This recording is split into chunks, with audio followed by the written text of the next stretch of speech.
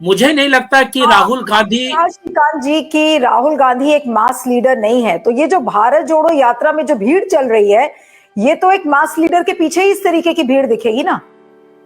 देखिए इसमें कोई दो राय नहीं है कि भीड़ मास लीडर के पीछे आती है, पर दो तरीके की भीड़ होती है। आपको पता है, एक ऑर्गेनिक होता है और एक जो पैसों के बल पर, या फिर ये कहा जा सकता है कि जो छोटे चिटपैया नेता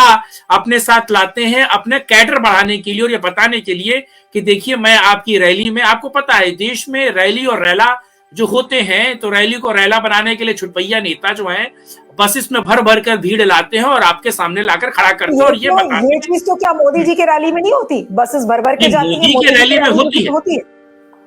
मोदी के रैली में होती है, लेकिन मुझे लगता है मोदी के रैली में 2014 में, और वो बहुत हद तक 17 तक स्वतः स्फूर्त भीड़ आती थी, और आप राहुल गांधी की रैली में स्वतः स्फूर्त भीड़ मुझे दिखा दीजिए, वो बड़ा बड़ा बेमानी सा है।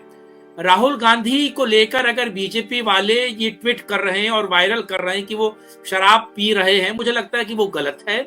और भक्ष अभक्ष की बात करें तो राहुल गांधी सार्वजनिक तौर पर कोई भी नेता ऐसी चीजें नहीं करता है, और ये तो एक फेक पब्लिसिटी या फिर उनको बदनाम करने की कोशिश की जा रही है। लेकिन दूसरे तौर पर राहुल गांधी के हित और अहित को साइडलाइन करके अगर आप देखें तो राहुल गांधी अभी भी मास लीडर हो जाने की स्थिति में नहीं है, क्योंकि राहुल गांधी बहुत कुछ करने के बावजूद, देखिए राहुल गांधी के सामने मोदी है और मोदी के सामने राहुल गांधी मास लीडर नहीं बन सकते। और दूसरी सबसे खास और अहम बात, मुझे लगता है ये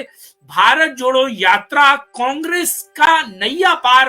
कराने के लिए किया जा रहा है। और अलग अलग राज्यों में, जैसे एक छोटा सा मैं राज्य आपको पश्चिमी बंगाल कहूं, पश्चिमी बंगाल में पिछले 20 महीनों में 20 महीने हो चुके हैं कांग्रेस का अध्यक्ष कोई नहीं है। विधानसभा हारने के बाद, लोकसभा हारने के बाद एक नेता है जो मेंबर ऑफ पार्लियामेंट, उन्होंने कहा कि मैं इस्तीफा दे देता हूं। उनका इस्तीफा अब तक होल्ड किया गया है, वो ना नियुक्ति कर पा रहे हैं। पश्चिम बंगाल में उनका अध्यक्ष क्यों नहीं चुना गया, आज उसमें मैं डिटेल में नहीं जाऊंगी, क्योंकि आज मैं भारत जोड़ो यात्रा और अपनी जो ये चर्चा है राहुल गांधी तक सीमित रख रही हूँ। हम आपके पास आऊंगी, मैं सुनील जी के पास जाना चाहती हूँ कि सुनील जी, श्रीकांत जी का ये कहना है कि देखिए ना राहुल गांधी मास लीडर है और ना भारत जोड़ो यात्रा में वो बात है जिससे कि कांग्रेस की नैया पार हो जाएगी, क्योंकि Rahul Gandhi can not counter the Modi phenomena. अब आपको क्या कहना है? धन्यवाद नीलू जी। राहुल गांधी मास लीडर नहीं है यह तो मुझे स्वीकार करने में दिक्कत होगी, नहीं थे यह मुझे स्वीकार करने में कोई असुविधा नहीं है। मुझे नहीं लगता कि विपरीत मौसम में अगर भारी बरसात में बड़ी तादाद में लोग किसी नेता को सुन रहे हैं तो लाए हुए लोग हैं। मुझे नहीं लगता कि कोई 1 किलोमीटर 2 किलोमीटर 5 किलोमीटर 10 किलोमीटर किसी नेता के साथ पैदल चल रहा है खराब मौसम के बावजूद तो लाए हुए लोग हैं। मुझे नहीं लगता कि कड़ाके की ठंड में 20 किलोमीटर घंटों इंतजार करने के लोग लाइन में खड़े हैं और बड़ी संख्या में खड़े हैं, मौसम खराब है, कड़ाके की ठंड है, तो वो लाए हुए लोग हैं। वो ऐसे लोग भी जो बड़ी विपरीत मौसम में खराब स्थितियों में भी अगर आप उस नेता को सुनने के लिए तैयार हैं और रिस्पॉन्सिव हैं, न केवल वो मूक बधिर की तरह सुन रहे हैं बल्कि वो अपनी तरफ से भी बात भी कर रहे हैं, तो लाए हुए लोग हैं। और मैं ये नहीं, मुझे स्वीकार करने में असुविधा होगी कि कांग्रेस के पास इतने संसाधन हैं कि वह 10 राज्यों में विभिन्न स्थानों पर इतने लोगों को ला सकती है। अगर वह इतने लोगों को ला सकती है अपने कार्यक्रमों में, तो फिर किसी को यह कहने में बहुत दिक्कत होती कि वो मास लीडर नहीं है। क्योंकि अगर आपकी सभाओं में लोग आ नहीं रहे हैं, आपको सुनने के लिए नहीं आ रहे हैं, आपकी बात पर, आपके द्वारा उठाए गए मुद्दों पर कोई प्रतिक्रिया नहीं दे रहे हैं, तो उस राजनीतिक दल को लोग खारिज कर रहे हैं। लेकिन अब तक की जो 3000 किलोमीटर की यात्रा है उसको देख करके लगता नहीं है। समाज के सभी वर्गों के लोग, चाहे विद्यार्थी हों, चाहे महिलाएं हों, चाहे किसान हों, चाहे मजदूर हों, चाहे कोरोना के काल में अपने परिजनों को खोने वाले लोग हों, चाहे विशिष्ट वर्ग के लोग हों, अगर वह किसी विपक्ष के नेता से मिलने के लिए आ रहे हैं और वह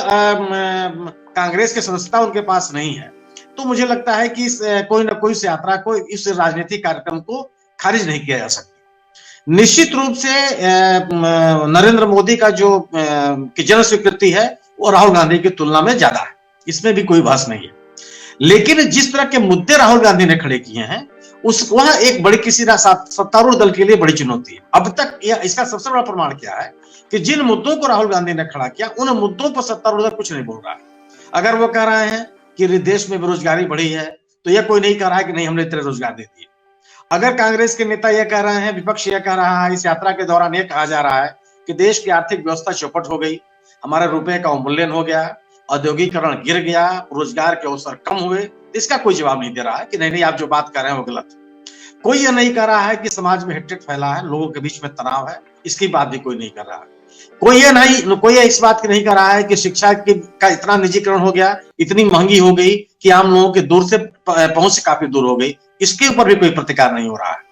कोई ये नहीं कह रहा है, अगर राहुल गांधी कह रहे हैं कि स्वास्थ्य की स्थिति खराब हुई है, किसानों की स्थिति खराब हुई है, उनका जो किसान कृषि में निवेश घटा है, रोजगार के अवसर कम हुए हैं, किसानों की जो मांग थी या जो वायदे किए गए थे वो वायदे पूरे नहीं किए गए, इसमें कोई प्रतिकार नहीं कर रहा है, इसमें कोई जवाब नहीं दे रहा है। बात केवल ये हो रही है जो व्यक्तित्व को खारिज करने का एक पुराना तरीका भारतीय जनता पार्टी का रहा है कि आप